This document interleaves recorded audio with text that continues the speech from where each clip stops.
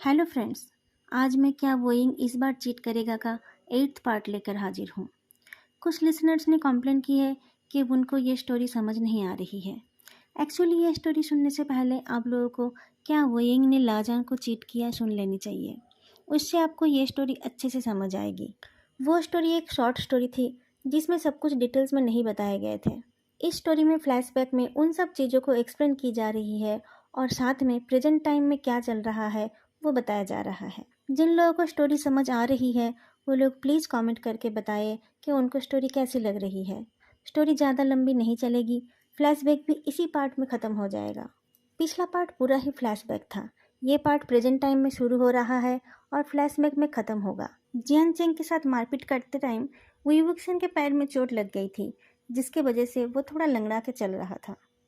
तुम दोनों ने फिर से मारपीट की है? लन जिचन पूछते हैं।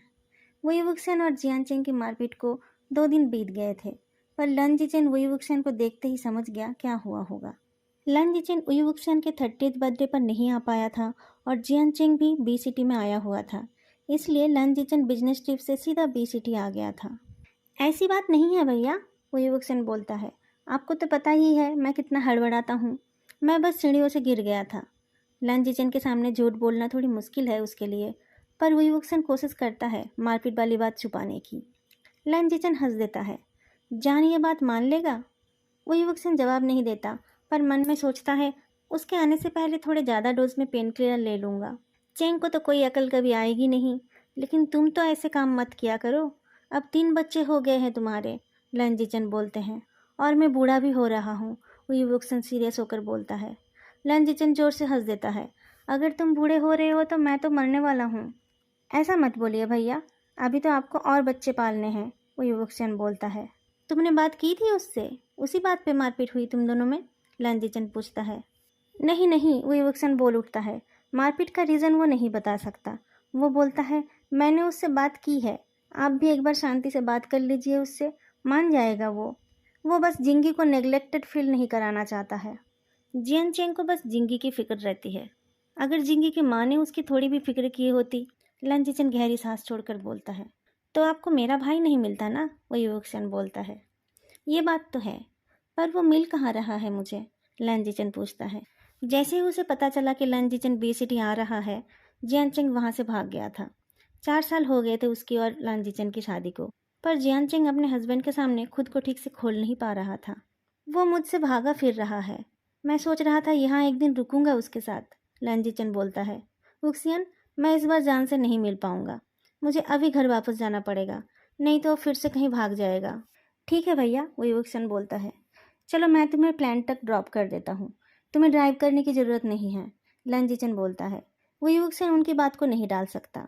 लन जिचन उससे बहुत प्यार करता है और वो भी उन्हें अपने बड़े भाई की तरह ही मानता है। 7 साल पहले उसकी पहली एनिवर्सरी की रात जब वुई वुक्सन को लन वांग जी के प्यार के बारे में पता चला था, तब वो बिना कुछ सोचे रात को ही घर से निकल गया था लन वांग जी से मिलने के लिए। लेकिन बी सिटी में लन वांग जी कहाँ मिलेगा, इस बात की वुई वुक्सन को कोई आइडिया ही नहीं थी। रास्ते में उसने लन वांग जी को फ़ोन किया, लेकिन उसने फ़ोन उठाया ही नहीं। शायद वो नशे में सो गया था। किसको कॉल करना चाहिए ये सोचते सोचते वो अपना फ़ोन स्क्रॉल करता है, तो उसे लन जिचन का मैसेज दिखाई देता है। लन जिचन ने उसे उसकी पहली मैरिज एनिवर्सरी के लिए विश की थी। वुई वुक्सियन लन जिचन को ही कॉल करता है। लन जिचन फ़ोन उठाकर बोलता है, हैप्पी एनिवर्सरी वुक्सियन, तुम अपने काम से फ्री हो गए? थैंक यू भैया, वुई वुक्सियन बोलता है। फिर थोड़ा हिचकिचाते हुए पूछता है, भैया आप कहाँ हैं? मैं तो बी सिटी में ही हूँ, आज फैक्ट्री की ओपनिंग सेरेमनी थी ना, और कल बोर्ड मीटिंग है, लन जिचन बोलता है। तुम तो इतने बिजी हो के आ ही नहीं पाए, पर तुम्हारा आना ज़रूरी था। भैया लन वांग जी कहाँ पर है? वुई वुक्सियन पूछता है। वो लन जिचन को नहीं बता सकता कि उसे फैक्ट्री की ओपनिंग के बारे में नहीं पता था। वो तो होटल में अपने रूम में होगा, लन जिचन बोलता है। क्या हुआ वुक्सियन, तुम दोनों में लड़ाई हुई है? तुम नहीं आ पाई इसलिए वो गुस्सा कर रहा था? नहीं भैया, ऐसी बात नहीं है। क्या आप मुझे उसका एड्रेस दे सकते हैं? मैं बी सिटी के लिए निकल गया हूँ, वही वुक्सियन बोलता है। एड्रेस मैं दे देता हूँ, पर तुम मुझे बताओ क्या हुआ है, लन जिचन बोलता है। वांग जी शायद सो गया है, इसीलिए मैं आपसे एड्रेस मांग रहा हूँ, वही वुक्सियन बोलता है। ठीक किया तुमने, पर अगर वो तुमसे नाराज़ है तो चिंता मत करो, वो ज़्यादा देर तक तुमसे नाराज़ नहीं रहेगा, लन जिचन बोलता है। बहुत प्यार करता है वो तुमसे। ये बात सुनकर वही वक्सन के आंखों में आंसू आ जाते हैं। मुझसे गलती हो गई भैया, मैं उसके प्यार को समझ नहीं पाया। कोई बात नहीं, तुम होटल आ जाओ, उससे बात कर लो, सब ठीक हो जाएगा, लैंजिचन बोलता है। लैंजिचन ने होटल के रिसेप्शन में बता दिया था। सुबह के 6 बजे वुईवुक्सन लानवांगजी के रूम का बेल बजाता है। लानवांगजी सो रहा था। वो उठकर दरवाज़ा खोलता है और वुईवुक्सन को देखकर हैरान हो जाता है। वुईवुक्सन आगे होकर लानवांगजी के गले लग जाता है। लानवांगजी को समझ नहीं आया क्या हो रहा था। उसे पिछली रात की बातें कुछ भी याद नहीं थी, बस हैंगओवर के कारण उसका सर दुख रहा था। तुम यहाँ क्या कर रहे हो, वो पूछता है। मैं तुमसे मिलने आया हूँ, वुईवुक्सन बोलता है। उसने रियलाइज़ नहीं की कि लानवांगजी को पिछली रात की कोई बात याद नहीं है। मैं तो आज रात तक वापस आ जाता, लानवांगजी बोलता है। वुईवुक्सन को प्यार के बारे में बात करने में शर्म आ रही थी। उसने कहा, मैं फैक्ट्री देखने आ गया। अच्छा तुम बैठो, मैं फ्रेश हो जाता हूँ। लानवांगजी अपने आप को वुईवुक्सन से अलग करता है। 2-3 महीने पहले अगर वुईवुक्सन उसे खुद से गले लगाता तो शायद उसकी खुशी का ठिकाना नहीं रहता, पर फिलहाल उन दोनों में थोड़ी सी दूरियां आ गई थी। उसके ऊपर वो हैंगओवर से भी परेशान था। उसने हैंगओवर के लिए दवाई और ड्रिंक मंगाई और फ्रेश होने के लिए वॉशरूम चला गया। जैसे ही उसने अपना फ़ोन खोला तो उसने देखा उसके फ़ोन में लास्ट मैसेज वुईवुक्सन का था। उसे डिवोर्स चाहिए तो वो इतना प्यार क्यों जता रहा है। पूरे 1 साल में तो कभी उसने मुझे गले नहीं लगाया, वो सोचता है।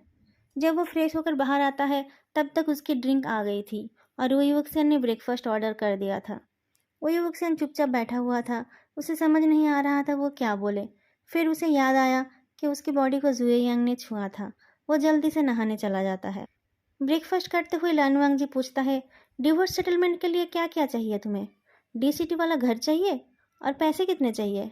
वुईवुक्सन के सर पर आसमान गिरता है। मुझे ये सब नहीं चाहिए, मैं तो फैक्ट्री। तुम्हें ये फैक्ट्री चाहिए? फैक्ट्री मिल जाने से तुम उसे चला लोगे? इतने पैसे हैं तुम्हारे पास?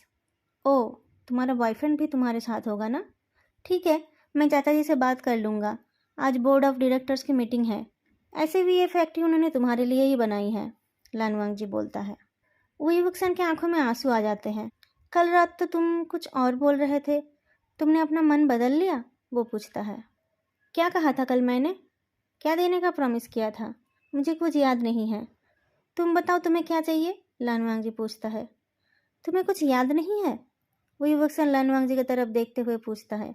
उसे समझ आ गई क्यों लानवांगजी उसके साथ ऐसा बर्ताव कर रहा है। तुमने तो बहुत कुछ प्रॉमिस किया था, पर अब तुम मुझे वो सब देना नहीं चाहते हो। तुम बताओ तो एक बार। पॉसिबल होगा तो मैं ज़रूर दूंगा, लानवांगजी बोलता है। वुईवुक्सन अपने चेयर से उठकर लानवांगजी के पास जाता है। लानवांगजी इतने सालों से उसे प्यार करता है, पर एक बार भी अपनी दिल की बात नहीं बता पाया। अब जो कुछ भी करना है वुईवुक्सन को ही करना है। लानवांगजी आंखें उठाकर वुईवुक्सन को देखता है। वो सोच रहा था शायद फिर कभी वो अपने प्यार को इतने करीब से नहीं देख पाएगा। लानवांगजी को हैरान करके वुईवुक्सन उसके पैरों के ऊपर बैठ जाता है। फिर अपने दोनों हाथों से उसके चेहरे को पकड़कर स्माइल करता है। लानवांगजी समझ नहीं पाता क्या हो रहा है, पर वुईवुक्सन को पास पाकर उसके दिल की धड़कनें तेज हो जाती है। वुईवुक्सन लानवांगजी के होठों को अपने होठों से छूता है।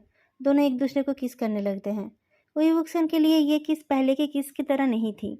किस खत्म होने पर वुईवुक्सन लानवांगजी के कान में बोलता है, तुमने कहा था कि तुम जिंदगी भर मुझसे प्यार करोगे। मन बदल गया तुम्हारा? लेकिन तुम तो डिवोर्स मांग रहे थे, लानवांगजी बोलता है। उसके हाथ वुईवुक्सन के कमर पर थे। मैंने अपना मन बदल लिया है, वुईवुक्सन मुंह फुला के बोलता है। वो लानवांगजी के कंधे पर अपना सर रख लेता है। क्यों? लानवांगजी पूछता है। तुम्हारे बॉयफ्रेंड के साथ तुम्हारा ब्रेकअप हो गया है क्या? वो मेरा बॉयफ्रेंड नहीं था, वुईवुक्सन बोलता है। लानवांगजी वुईवुक्सन की शर्ट की बटन खोलते खोलते पूछता है, तो फिर क्या था? जुएयांग की जिक्र से और लानवांगजी के एक्शन से वुईवुक्सन को पिछली रात याद आ जाती है। वो जल्दी से अपनी शर्ट की खुली हिस्से को पकड़ लेता है और लानवांगजी के ऊपर से उठ जाता है। क्या हुआ? लानवांगजी पूछता है। वुईवुक्सन बोलता है, मुझे माफ़ कर दो लानवांगजी। ठीक है, कोई बात नहीं। लानवांगजी अपने आप को ठीक कर लेता है। अब मुझे आदत हो गई है तुम्हारी नफ़रत सहने की। मैं तुमसे नफ़रत नहीं करता, वुईवुक्सन बोलता है। तुमने खुद मुझसे कहा था कि तुम मुझसे नफ़रत करते हो, लानवांगजी ने कहा। कब? वुईवुक्सन हैरान होकर पूछता है। तुम्हारे बर्थडे के रात को जब मैं घर आया था, लानवांगजी जवाब देता है। तुमने बहुत ज़्यादा शराब पी रखी थी। वुईवुक्सन लानवांगजी के सामने अपने घुटने टेक देता है। उसे पता नहीं था कि लानवांगजी उस दिन घर आया था। नशे की हालत में पता नहीं उसने क्या क्या कह दिया होगा। मैंने बहुत सारी गलतियाँ की है। क्या तुम मुझे एक मौका और दे सकते हो? मैं वादा करता हूँ अपनी गलतियों को नहीं दोहराऊंगा। और डिवोर्स का क्या? लानवांग जी पूछता है। वो चाहकर भी वुई वुक्सन के ऊपर गुस्सा नहीं हो पा रहा था। अगर तुम मुझे पहले बता देते कि तुम मुझसे प्यार करते हो तो मैं डिवोर्स के बारे में सोचता ही नहीं। अब जब तक तुम मुझसे प्यार करते रहोगे तब तक मुझे डिवोर्स नहीं चाहिए। वही वक्सन अपना सर लानवांग जी के घुटनों पर रखकर बोलता है। और तुम्हारे प्यार का क्या? लानवांग जी पूछता है। मैं हमेशा सिर्फ तुमसे ही प्यार करूँगा, वही वक्सन जवाब देता है। तुम सोच समझ कर ये वादा कर रहे हो ना? लानवांग जी पूछता है। वही वक्सन लानवांग जी की तरफ देखते हुए बोलता है। लेकिन तुम भी वादा करो कि तुम अब से मुझे अपने दिल की बात खुलकर बताओगे। वादा करता हूँ। लानवांग जी झुककर वुई वुक्सन को किस करता है। वुई वुक्सन के होंठ इतने मीठे उसे पहले कभी नहीं लगे थे। दोस्तों, आज का ये पार्ट यहीं ख़त्म होता है। वीडियो अच्छी लगी तो लाइक करना मत भूलना। फिर मिलेंगे अगले वीडियो में, तब तक के लिए बाय।